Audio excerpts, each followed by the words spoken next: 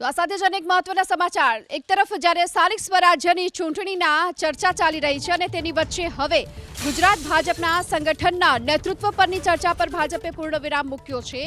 રજની પટેલે ગુજરાત ભાજપના કાર્યકારી અધ્યક્ષ બનાવ્યા હોવાની ચર્ચા માત્ર અફવા જ હોવાનું ભાજપે જણાવ્યું. આ સાથે ભાજપે એ પણ સ્પષ્ટતા કરી છે કે હજુ સી.આર. પાટીલ જ અધ્યક્ષ તરીકે યથાવત રહેશે.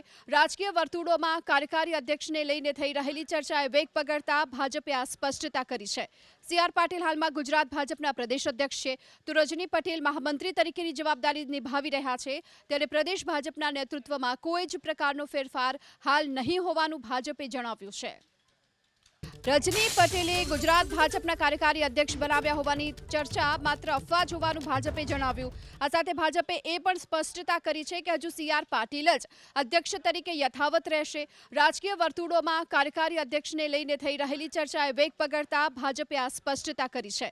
સી.આર. પાટીલ હાલમાં ગુજરાત ભાજપના પ્રદેશ અધ્યક્ષ છે, તો રજની પટેલ મહામંત્રી તરીકેની જવાબદારી નિભાવી રહ્યા છે. ત્યારે પ્રદેશ ભાજપના નેતૃત્વમાં કોઈ જ પ્રકારનો ફેરફાર હાલ નહીં હોવાનું ભાજપે જણાવ્યું છે.